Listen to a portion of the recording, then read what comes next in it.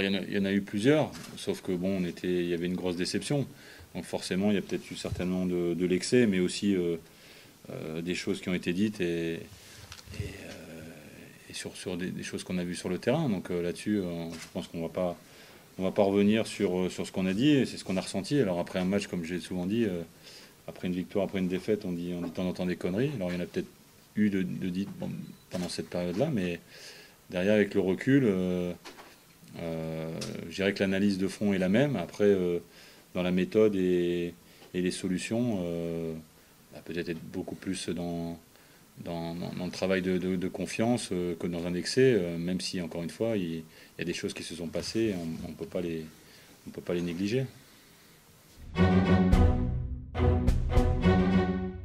Non, enfin, je dirais pas pour la gamberge, mais la première chose, c'est que j'aurais aimé avoir tout mon groupe, parce que c'est bien de repartir, notamment après cette déconvenue, sur une réponse collective. Bon, là, le fait qu'il y ait pas mal d'absents, mais c'est aussi quelque part une bonne chose, parce que si on a des joueurs qui sont internationaux, ça veut dire quelque part qu'ils ont des qualités, et qu'ils les mettent au service de leurs différentes équipes. Maintenant, j'aimerais qu'ils la mettent aussi à notre service.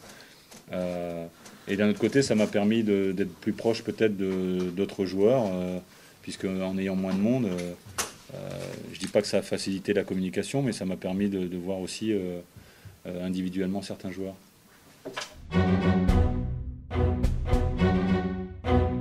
C'est 3 points en jeu, c'est recevoir, accueillir le leader. Donc, comme j'ai l'habitude de dire, non pas tout à rien à perdre, mais au contraire tout à gagner. Au-delà de la situation de Rennes, c'est déjà nous concentrer sur ce qu'on est capable de faire, mettre nos qualités en avant, et forcément que ça soit validé, nos temps forts soient validés absolument, mais si c'était pas le cas, j'aspire à ce que, et c'est le travail qu'on a effectué la semaine dernière, mais aussi toute cette semaine, j'aspire à ce que si on prenait un but, ce que j'espère pas, ça veut pas dire qu'on en a pris 5, quoi. Et c'est ce qu'on a un peu l'impression aujourd'hui. On a l'impression que dès qu'on prend un but, alors qu'il reste contre Paris 45 minutes, contre Sochaux 75, on a l'impression qu'on peut plus revenir dans le match. Donc c'est aussi ce travail-là qu'il faudra faire. Mais le premier travail aussi, ça sera de remettre en confiance sur le fait que quand on joue avec nos qualités, on est capable de faire des choses intéressantes.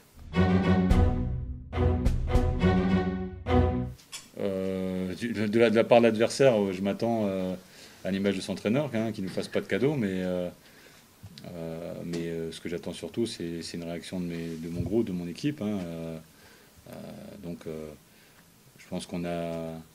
Ça veut tout dire, rien dire. On a atteint le seuil d'alerte, et le seuil d'alerte, il faut repartir de zéro. Il faut se remettre en question absolument, individuellement et collectivement. Donc, moi, dans mon travail de la semaine dernière et de cette semaine, ça passe par des entretiens individuels, refixer des objectifs individuels. Mais les objectifs individuels, ils sont validés quand on fait partie d'un sport collectif par des performances collectives. Parce qu'on ne peut pas trop ressortir des objectifs individuels quand le collectif ne marche pas. Donc, je pense que chacun doit avoir des objectifs, que ce soit pour le bien du collectif, en sachant que les objectifs individuels seront validés par des performances de l'équipe. Donc c'est de rallier, non pas les diviser, mais les mettre en commun.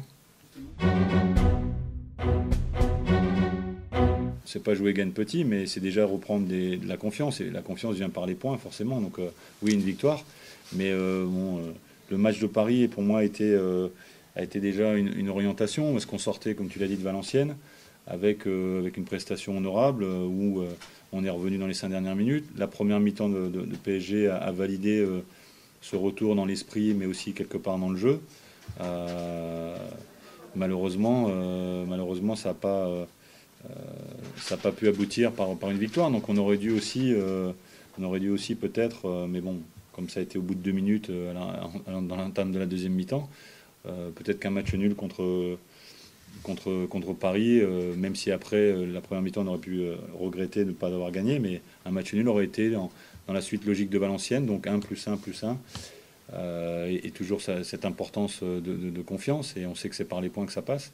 Derrière, on a, dans ces périodes-là, de prendre déjà des points, même si c'est qu'un minimum. On sait que il y a des périodes dans la saison et des cycles qui font qu'actuellement des équipes gagnent peut-être sans le mériter. Donc c'était déjà retrouver cette confiance par une prise de points minimum et après derrière peut-être avoir 2 occasions dans un match ou pas mériter de gagner, prendre les 3 points. Mais aujourd'hui on ne l'a pas fait. Donc je ne suis pas certain qu'on doit être dans cette logique, oui, forcément. Même si on reçoit le leader, sans faire n'importe quoi, on sait que les 3 points sont quand même importants pour la confiance. Alors le fait que ta question vienne sur l'aspiration de déjà prendre un point, oui. Mais bon, ça sera aussi dans le contenu du match.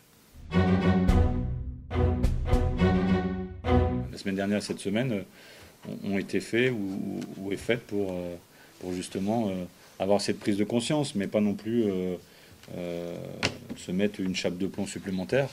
Donc prise de conscience, mais aussi